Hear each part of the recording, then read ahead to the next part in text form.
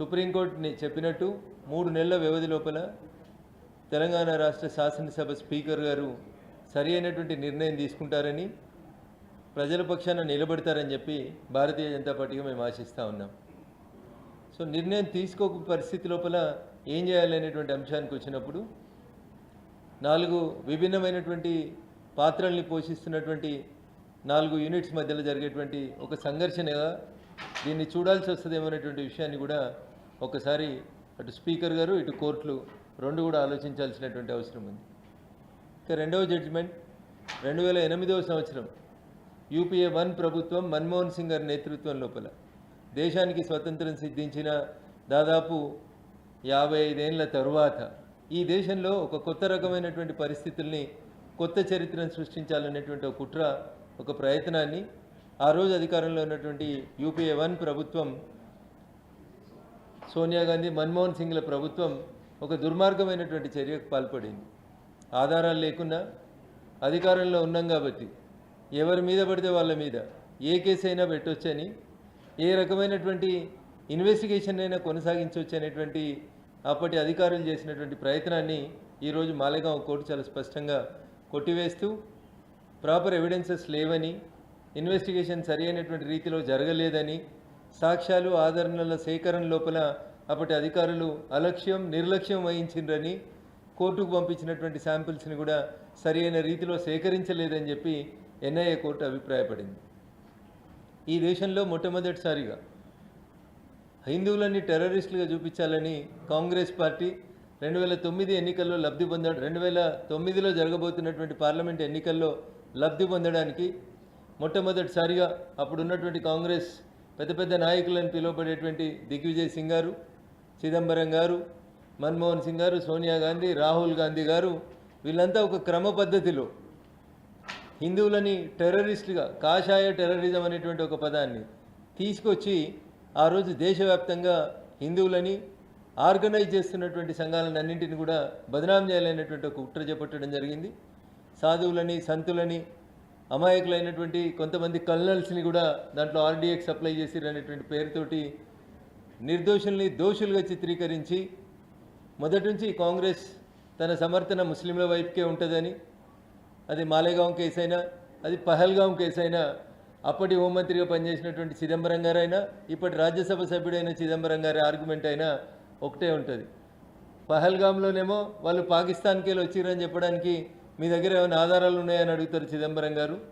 మాలేగాంలో మాత్రం సాధ్వీలు లేకున్నా, కల్నల్లు లేకున్నా తీసుకొచ్చి ఏదో ఒక రకంగా రిమాండ్ చేయమని చెప్పి ఆ రోజున్నటువంటి పరిస్థితులలో కాషాయీకరణ జరుగుతుంది, ఈ దేశంలో కాషాయీకరణ ఉండొద్దంటే కాషాయం వేసుకున్న వాళ్ళందరినీ టెర్రరిస్టులుగా చూపించాలనేటువంటి ఒక కుట్రని ఈరోజు మాలేగాం కోర్టు కొంత ఆలస్యమైనప్పటికీ 17 సంవత్సరాల తర్వాత జడ్జిమెంట్ వచ్చినప్పటికీ కూడా అందరినీ కూడా నిర్దోషులుగా ప్రకటించింది.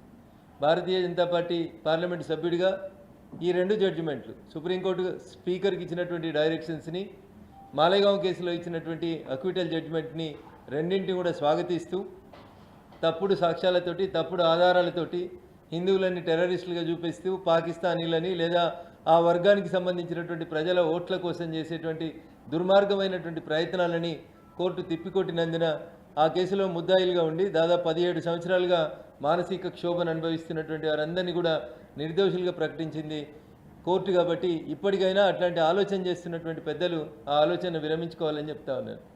పార్లమెంట్ దగ్గర కొద్దిసేపటి క్రితం మీడియా మిత్రులు రాహుల్ గాంధీ గారిని మాలేగాం కేసు జడ్జిమెంట్కి సంబంధించి అడిగే ప్రయత్నం చేసినప్పుడు సిస్టర్ ఓ బాత్ చోటు దీజియే అంటున్నాడు. ఎందుకంటే విషయం అర్థమైంది, పాలేంది నీళ్ళేంది అనేది కోర్టు క్లియర్గా చెప్పింది. చెప్పిన తర్వాత वो बहुत छोटा इशू है, हमारे सामने बहुत बड़ा इश्यूस है. क्या इश्यूस है? पहलगाम में पाकिस्तान का टेररिस्ट नहीं आया, उसके पीछे इन्हों वकालत करना चाहता है.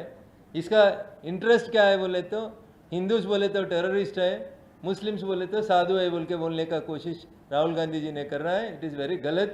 Now the Congress should answer and Congress should also face the consequences for a false case registered in Malegaon and against the Hindu terrorists. What they named for first time in Indian history, the Hindus were named as terrorists through the incident of Malegaon.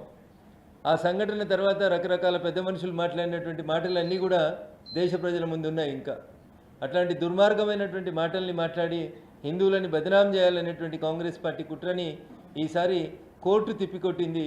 ఈరోజు Congress party, ఆ రోజు Congress party నడిపించినటువంటి Rahul Gandhi గారు, సోనియా గాంధీ గారు Malegaon court judgement మీద తప్పకుండా స్పందించాలని కోరుకుంటూ 3 నెలల్లో తెలంగాణ రాష్ట్ర శాసనసభ స్పీకర్ నిర్ణయం తీసుకోకపోతే మళ్ళీ ఏం చేయాలనేటువంటి విషయం లోపల కూడా సుప్రీంకోర్టు ఇంకొంత క్లారిటీ ఇచ్చింటే బాగుండేదని చెప్పి తెలియజేస్తూ, ఎనీహౌ ఈ 2 జడ్జిమెంట్లని భారతీయ జనతా పార్టీగా స్వాగతిస్తూనే ప్రజల ముందు వీటిలో చర్చ జరగాలని కోరుకుంటా ఉన్నాం.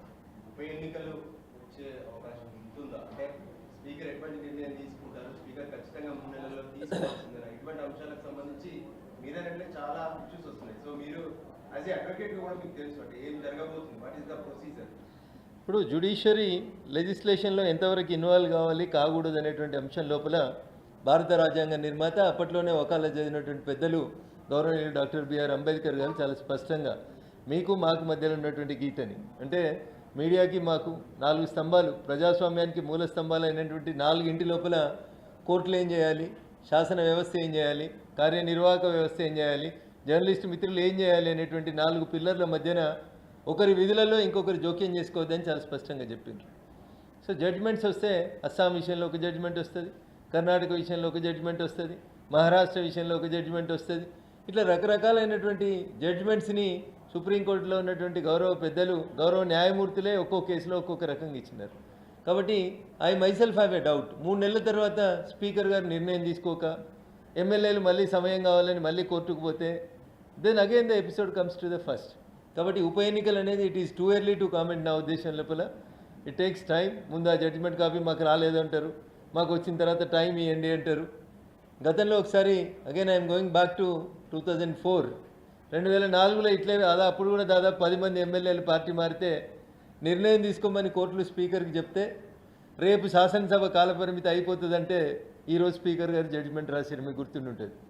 ఇవాళ పెద్ద మనిషి పెద్దల సభలో సభ్యుడిగా ఉన్నాడు.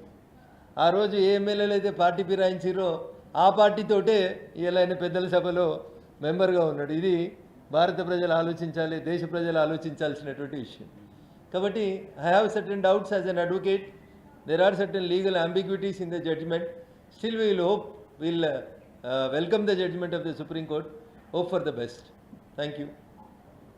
Sir, అంటే ఈ విషయంలో కూడా